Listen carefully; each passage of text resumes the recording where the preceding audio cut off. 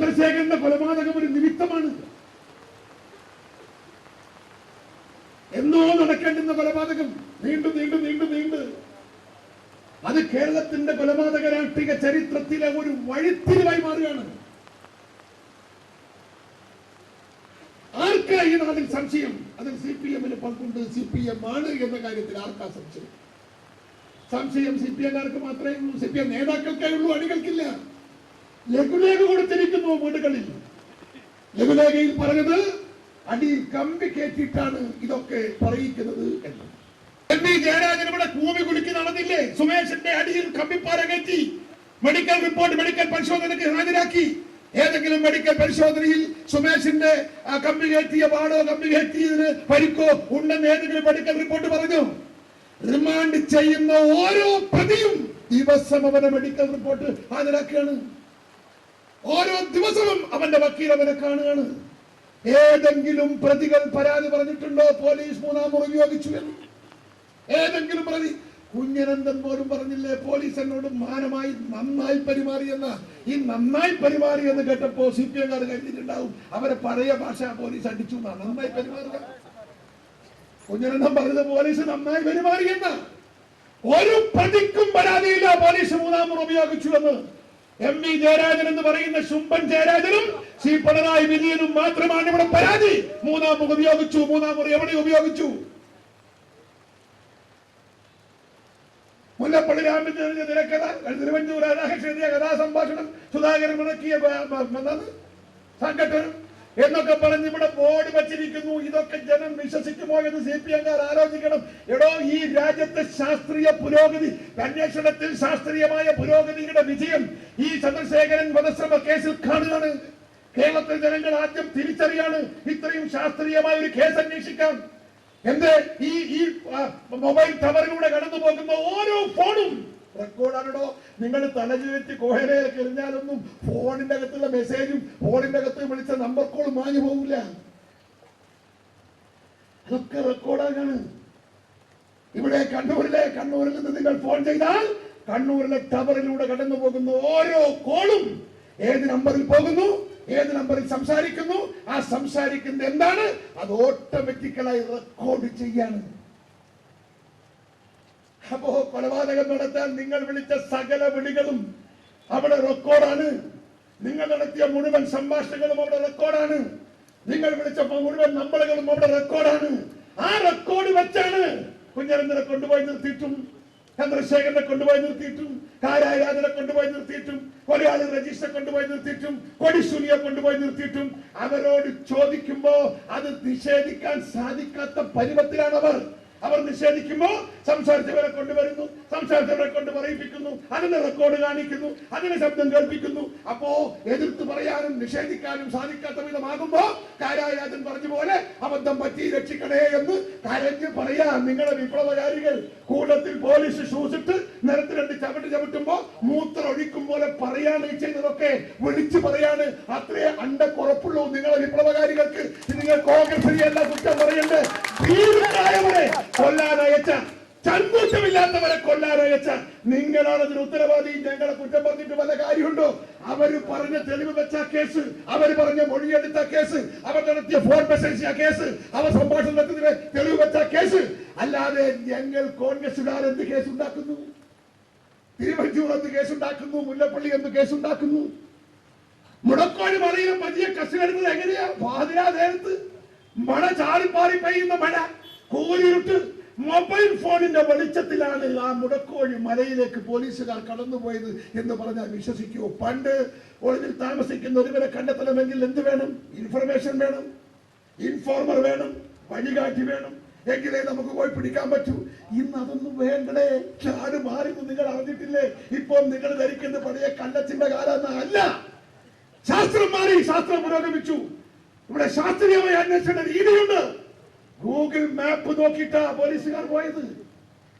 പാതിരാ നേരത്ത് കൊടുങ്കാട്ടിലൂടെ മൊബൈൽ ഫോണിന്റെ മാത്രം വെളിച്ചം, എന്നിട്ട് കൊന്ന് സുഖമായി കള്ളും കുടിച്ച് കോയിറച്ചി നിന്ന് ചീട്ടും കളിച്ച് അവിടെ താമസിപ്പിച്ച കൊലയാളികളെ പോലീസ് പോയി കയ്യാമം വെക്കുമ്പോഴേ അവർ അറിഞ്ഞിട്ടുള്ളൂ പോലീസ് ആ മുമ്പിൽ നിൽക്കുന്നത്. അവർ ധരിച്ചത് ലോക്കൽ CPM നേതാക്കന്മാരാ വന്നെന്ന.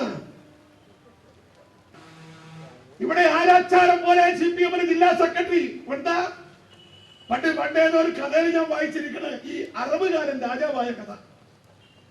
അറബുകാരൻ രാജാവായി, മറ്റു നിയമ വകുപ്പൊന്നും അറിയില്ല. ഏത് കുറ്റം വന്നാലും ലാസ്റ്റ് ശിക്ഷ എന്താ? കട്ട് കട്ട്, എല്ലാം വട്ടി മുറിക്കും. അതുപോലെയാണ് ഇപ്പൊ ആശാൻ P. ജയരാജൻ. എല്ലാം വട്ടുകയാണ്, വട്ടി കൊല്ലിയാണ്. ഒരു ഹരമാണ് അദ്ദേഹത്തിന്. Shukoor case, Fazal case, Chandrasekharan case, എല്ലാറ്റിന്റെയും നട്ടല് ആശാനല്ലേ. അതുപോലെ ഒരു ജില്ലാ സെക്രട്ടറി വാ തുറന്ന് മണി പറഞ്ഞ പോലെ ജില്ലാ സെക്രട്ടറി ജയരാജൻ വാ തുറന്നാൽ എന്താ കണ്ണൂരിന്റെ സാഹചര്യം, എന്താ കണ്ണൂരിന്റെ സിറ്റുവേഷൻ ഒന്ന് പരിശോധിച്ചാൽ നിങ്ങൾ എത്ര കൊലപാതകം. ഒരു കൊലപാതകം മറച്ചു വെക്കാൻ 3 കൊലപാതകം നടത്തിയ പാർട്ടിയാണ് നിങ്ങൾ എന്ന് പറഞ്ഞാൽ നിങ്ങൾ ആരാ? നിങ്ങൾ ആരാ? കമ്മ്യൂണിസ്റ്റ് പ്രത്യയശാസ്ത്രം തന്നെ അതാണെന്ന് ഞങ്ങൾക്കറിയാം.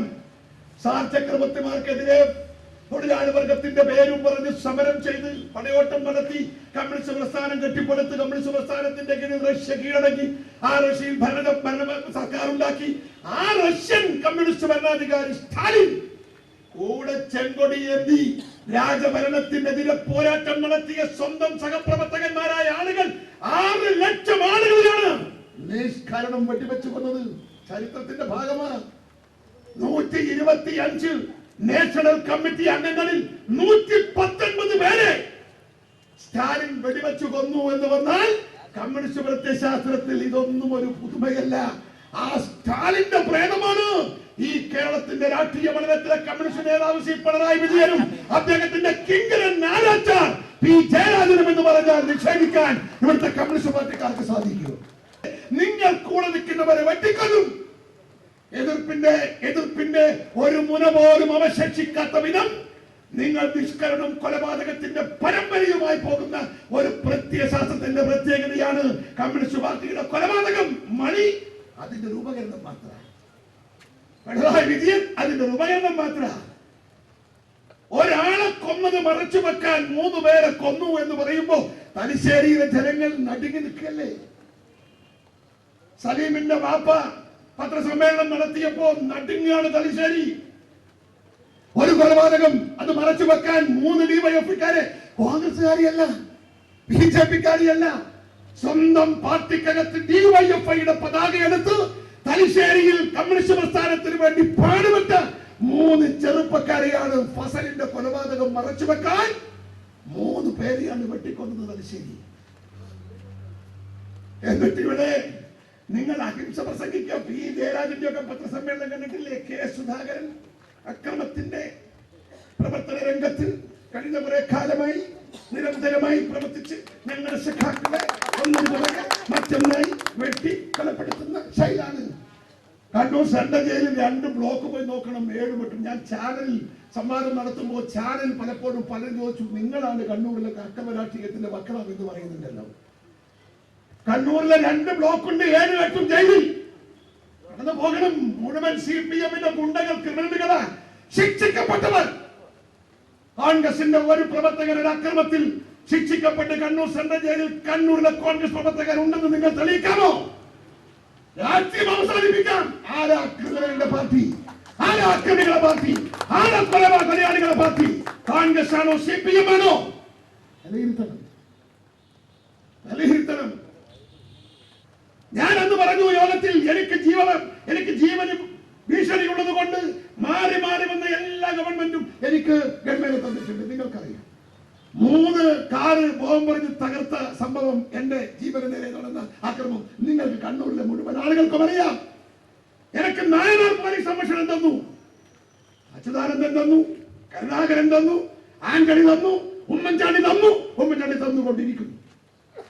അപ്പോ എല്ലാ ഗവൺമെന്റും എനിക്ക് പോലീസ് സംരക്ഷണം തരുന്നത് എന്തുകൊണ്ടാ? എന്റെ ജീവന് ഭീഷണി ഉള്ളത് കൊണ്ടല്ലേ. അപ്പൊ ഞാൻ ആ യോഗത്തിൽ പ്രസംഗിച്ചു, അതുകൊണ്ട് എന്റെ ജീവന് ഭീഷണി ഉണ്ട് എന്നതുകൊണ്ടാ ഗൺമാന് തന്നത്, ഗൺമാന് തോക്ക് കൊടുത്തത് എന്റെ ജീവൻ രക്ഷിക്കാനാണ്. എന്റെ ഗൺമാൻ വെടിവെക്കും, എന്റെ ജീവൻ രക്ഷിച്ചാൽ വെടിവെച്ചാലേ രക്ഷിക്കുമെങ്കിൽ എന്റെ ഗൺമാൻ വെടിവെക്കും. ചാനലിൽ വാർത്ത, എന്റെ ഗൺമാൻ വെടിവെക്കും. K. സുധാകരൻ. ഞാൻ പിന്നീട് അതിനപ്പുറത്ത് ഞാൻ പറഞ്ഞു, ഇപ്പോ എന്റെ ഗൺമാൻ ഉണ്ട് ഇവിടെ.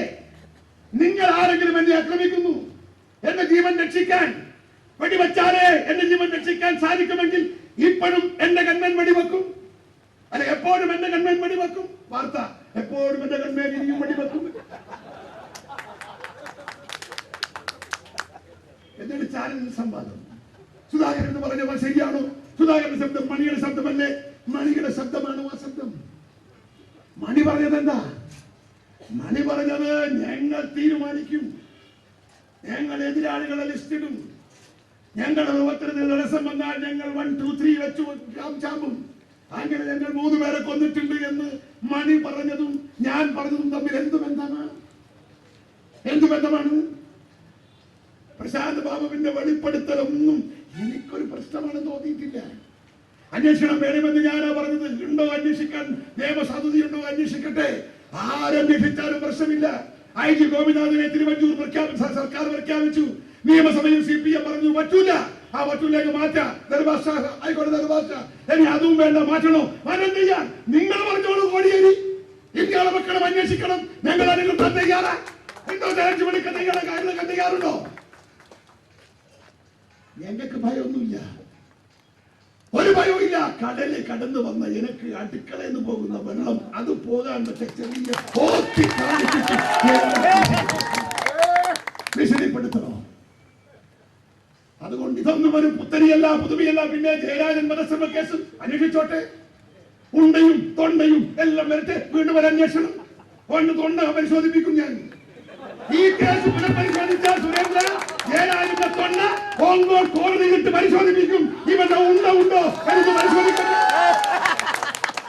ഇവ കുറെ കാലായില്ലേ ഉണ്ടിയും കൊണ്ട് നടക്കുന്നത്.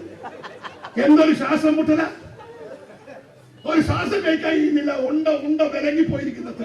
ഉണ്ട എടുത്താൽ ജീവൻ പോകുന്നു ഡോക്ടർ പറഞ്ഞതുകൊണ്ട് ഉണ്ട റിമൂവ് ചെയ്തിട്ടില്ല. പട്ടാളത്തിൽ ബോർഡറിൽ വെടിവെപ്പെടുത്ത പട്ടാളക്കാരെ പറയാറുണ്ട്, ഇവിടെ ഉണ്ടയുണ്ട്, അത് എടുക്കാൻ പറ്റൂല, കാരണം എടുത്താൽ മരിക്കുന്ന ഡോക്ടർ പറഞ്ഞതുകൊണ്ട് ഉണ്ടയുണ്ട് ഇതിന്റെ അകത്ത്. അതുപോലെ ജയരാജൻ പറയുന്നു ഉണ്ടയുണ്ട് ഇതിനകത്ത്. ഞാൻ എത്ര തവണ ഇവനെ ചലഞ്ച് ചെയ്തു. ഞാൻ CPM പറയുന്നു, ഒന്നുകിൽ ജയരാജൻ വെടികൊണ്ടു എന്ന വാദം നിങ്ങൾ അവസാനിപ്പിക്കണം. ഇല്ലെങ്കിൽ നിങ്ങൾ മെഡിക്കൽ ബോർഡിന്റെ മുമ്പിൽ ഹാജരായി നിങ്ങളുടെ ശരീരത്തിൽ ഉണ്ടെന്ന് നിങ്ങൾ തെളിയിക്കണം. ആണത്തുണ്ടെങ്കിൽ ഞാൻ ഇത് പറഞ്ഞപ്പോൾ പറഞ്ഞു അതിങ്ങനെ എവിടെ രക്തത്തിലും മജ്ജയിലും മാംസത്തിലും ഇതെന്താ തൈയുണ്ട്? ഇത് വെടിയുണ്ടല്ലേ? ഈയം കൊണ്ടും ഉരുക്കുകൊണ്ടും ഉണ്ടാക്കുന്ന വെടിയുണ്ട ഒരു രക്തത്തിൽ അലിഞ്ഞു പോവുക എന്ന് വന്നാൽ അത് വെടിയുണ്ടയാവാൻ വഴിയില്ല, തൈയുണ്ടയാവാനേ വഴിയുള്ളൂ. ജയരാജനോട് ഞാൻ പരിഹാസ്യമായ ഈ വാദം അവസാനിപ്പിക്കണം. ഒന്നുകിൽ നിർത്തണം, അല്ലെങ്കിൽ തെളിയിക്കണം. തെളിയിക്കാൻ പറ്റുമോ? നിന്റെ ശരീരത്തിൽ താരും തരിമ്പും വെടിയുണ്ടെങ്കിൽ താരും തരിമ്പുമുണ്ടെന്ന് തെളിയിച്ചാൽ ഞാൻ ആ ടീം അവസാനിപ്പിക്കാം. ഏറ്റെടുക്കാമോ ഈ ചലഞ്ച്? പറയുന്നത് ഓരതല്ല അവസാനിപ്പിച്ചിട്ട് CPM ഓഫീസിൽ കയറുമെന്ന ഞാൻ അറിയാം. അവസാനത്തെ ചോദ്യം അതാ. ഇവന്റെ വെല്ലുവിളി ഏറ്റെടുത്ത് ഓനക്ക് തോറ്റ ഓഫീസിൽ കയറി വരും CPM ഓഫീസിൽ. അത് കാണാൻ എനിക്ക് കഴിയില്ല. ഒരു എരപ്പത്തരം പറയുന്നത് കണക്ക് വേണ്ടേ? ഞാൻ കണ്ടത് വരെ ഒരു ദിവസവും വണ്ടിയിൽ വരുമ്പോ ട്രെയിൻ കിടക്കുക, അതിന്റെ ഓപ്പോസിറ്റ് എന്റെ ഭർത്ത്. അപ്പൊ ഒരു വലിയ കുമ്പി കയ്യെല്ലാം വെച്ചിട്ട് മാസ്ക് ശരീരം വെച്ചുകൊണ്ട് ആളെ തിരിഞ്ഞില്ല. ഞാൻ വിചാരിച്ചു മെഡിക്കൽ കോളേജിൽ നിന്ന് മടിച്ച കേസാണ്. അതിന്റെ താഴത്തിൽ ഒരു എനിക്ക് തോന്നി പിന്നെ മനസ്സിലായ ജീരകമുള്ള കളറുള്ള വെള്ളമൊക്കെ വെച്ചിട്ടുണ്ട് കുപ്പി. അപ്പൊ ഞാൻ സത്യസന്ധമായി പറയാൻ തമാശ പറയുന്നില്ല. ഞാൻ ധരിച്ചു ഇത് ഞാൻ എന്റെ ഗവൺമെന്റ് ചോദിച്ചാൽ മതി. ഞാൻ പറഞ്ഞത് ഏതോ മടക്ക കേസാണ്. ഞാൻ TTയോട് ചോദിച്ചു ഭർത്ത് മാറ്റി തരുമോ? ഒരു ഭർത്തും അറിയില്ല. പിന്നെ ഞാൻ അങ്ങോട്ട് മുഖവും ചാർത്തി ഒറ്റ കിടപ്പ്. രാവിലെ അതിൽ ഇത് ചങ്ങായിയാണ്. അപ്പൊ എന്താ സംഭവം? ഇവന് സ്ലീപ്പ് അപ്പിനിയാണ്. ഈ തടിയന്മാർക്ക് വരുന്ന രോഗമുണ്ട്. ഈ കൂർക്കം വലിച്ച് അങ്ങനെ ശ്വാസം കിട്ടൂല. അപ്പൊ പെട്ടെന്ന് ബ്രേക്ക് ആവും. അതിനിപ്പോ ഒറ്റ മാർഗമുള്ളത് ഈ ഓക്സിജൻ കൊടുക്കലും മാത്രം. ഇപ്പൊ ഓപ്പറേഷൻ വന്നിട്ടുണ്ട്. മുമ്പൊന്നും അതിന് വേറെ ട്രീറ്റ്മെന്റ് ഇല്ല. ഈ ചങ്ങായിക്ക് സ്ലീപ്പ് അപ്പിനിയാണ്. അതാണ് ഈ രാജ്യത്തെ സഹാക്കന്മാരുടെ മുഴുവൻ പറഞ്ഞത്. ഞാൻ ഇത് വെച്ചിട്ടാ ഉറങ്ങുന്നത്. ഇവിടെ വിലങ്ങിയിട്ടുണ്ട്, ശ്വാസം കിട്ടുന്നില്ല. അതുകൊണ്ട് ജയരാജനോട് ഞാൻ സ്നേഹത്തോടെ പറയുന്നു, ഒന്നുകിൽ ഈ ആക്ഷേപം നിങ്ങൾ ഇവിടെ അവസാനിപ്പിക്കണം. ആന്ധ്ര കേസിൽ എന്നെ പ്രതിയാക്കാൻ നിങ്ങൾ 3 വട്ടം ആന്ധ്ര ഹൈക്കോടതിയിൽ പോയാണ്. 3 വട്ടം ഒരിക്കലല്ല. അവസാനം 3ാമത്തെ വട്ടം കോടതി പറഞ്ഞു ഇതൊരു ശല്യക്കാരനാണ്, ഈ പരാതിക്കാരൻ, ഇയാൾക്ക് കേസ് തീർക്കാൻ താല്പര്യമില്ല, ഇയാൾ ഇങ്ങനെ മറ്റുള്ള ആളുകളെ ബുദ്ധിമുട്ടിക്കാൻ നടക്കണമെന്ന് ജഡ്ജ്മെന്റ് ഞാൻ വായിച്ചു കാപ്പിച്ചു തരാം. അതിന് അപ്പീലുമായി സുപ്രീം കോടതിയിൽ വലിച്ചെറിഞ്ഞു. അപ്പീൽ ഫയൽ പോലും സ്വീകരിച്ചിട്ടില്ല. 3 തവണ ഹൈക്കോടതിയിലും 1 തവണ സുപ്രീം കോടതിയിലും ആന്ധ്ര കേസിൽ, ഓങ്കോൾ കേസിൽ എന്നെ പ്രതിയാക്കാൻ ലക്ഷങ്ങൾ മുടക്കി. എന്നെ പ്രതിയാക്കാൻ സാധിക്കാത്ത ജയരാജന്റെ കേസ് പുനരന്വേഷണം എത്ര വട്ടം വേണം നടത്താൻ ഞങ്ങൾക്ക് പരാതിയില്ല. നടത്തട്ടെ. അന്വേഷണത്തിനകത്ത് സഹകരിക്കാൻ കെ സുധാകരൻ തയ്യാർ. ജനാധിപത്യ പോരാട്ടം കണ്ണൂരിൽ നടന്നിട്ടുണ്ട് വർഷങ്ങളോളം. ചെറുക്കാൻ കോൺഗ്രസിന്റെ പാർട്ടി പ്രവർത്തകന്മാർ നെഞ്ചുക്ക് കാണിച്ചിട്ടുണ്ട്. അത് ആക്രമിക്കാനല്ല. 11 വർഷത്തിനിടയ്ക്ക് 2 CPM-ന്റെ ആളുകൾക്ക് ജീവൻ നഷ്ടപ്പെട്ടിട്ടുള്ളൂ. എന്റെ കാലയളവിൽ ഒന്ന് സേവരി ഓട്ട നാടുമാണ്. അത് കെ സുധാകരന്റെ പങ്കാണ്. കെ സുധാകരന്റെ പങ്കുണ്ടായിരുന്നുവെങ്കിൽ അതിനുശേഷം 2 പക്ഷം ഇടതുപക്ഷ സർക്കാർ ഈ സംസ്ഥാനം ഭരിച്ചില്ലേ? പുനരന്വേഷണമാവാമായിരുന്നില്ലേ? എനിക്കെതിരെ കേസെടുക്കാമായിരുന്നില്ലേ? കോടിയേരി ബാലകൃഷ്ണൻ ഇറങ്ങിപ്പോയിട്ട് 1 വർഷവും 3 മാസേ ആയിട്ടുള്ളൂ. 5 വർഷം കേരളത്തിന്റെ ആഭ്യന്തരമന്ത്രിയായി കോടിയേരി ബാലകൃഷ്ണൻ നിന്നില്ലേ? എന്താ എനിക്കെതിരെ കേസെടുക്കാതിരുന്നത്? എന്താ അതിനു മുമ്പ് 4 ആൾ മരിച്ചില്ലേ? എന്താ കേസെടുക്കാതിരുന്നത്? ഇപ്പോ ചേവരി ഹോട്ടൽ നാടുവരെ ആക്രമിച്ചു കൊന്ന കേസിൽ സുധാകരന്റെ പങ്കുണ്ടെന്ന് പ്രശാന്ത് ബാബുവിന്റെ വെളിപ്പെടുത്തൽ ഒരു പുനരന്വേഷണം ആ കേസ് നടത്തുന്നു എങ്കിൽ അത് അന്വേഷണം നടന്നോട്ടെ. സഹകരിക്കാൻ ഞങ്ങൾ തയ്യാറാണ്. ഞങ്ങൾക്ക് പരാതിയില്ല, ഞങ്ങൾക്ക് പരിഭവമില്ല, ഞങ്ങൾ അതിനെതിരെ കോടതിയിൽ പോവില്ല, അന്വേഷണവുമായി നിങ്ങൾ നിസ്സഹകരിക്കില്ല. ആർക്കും തർക്കം വേണ്ട. അതുകൊണ്ട് അന്വേഷണം കാട്ടി എന്നെ ഉറപ്പിക്കാൻ കേരളത്തിലെ കമ്മ്യൂണിസ്റ്റ് പ്രസ്ഥാനം നോക്കണ്ട. അവസാനത്തെ തുള്ളി രക്തം ശരീരത്തിന്റെ ഞരമ്പുകളിൽ ഓടുന്ന കാലം വരെ നിങ്ങളുടെ ജനാധിപത്യ വിരുദ്ധ പോരാട്ടത്തിന്റെ മുൻപിൽ കെ സുധാകരൻ ഉണ്ടാകും. അത് തടയാൻ പിണറായി വിജയനോ കോടിയേരി ബാലകൃഷ്ണനോ പി ജയരാജനോ സാധിക്കില്ല എന്ന് ഞാൻ നിങ്ങളെ അറിയിക്കാൻ ഈ സന്ദർഭം വിനിയോഗിക്കും.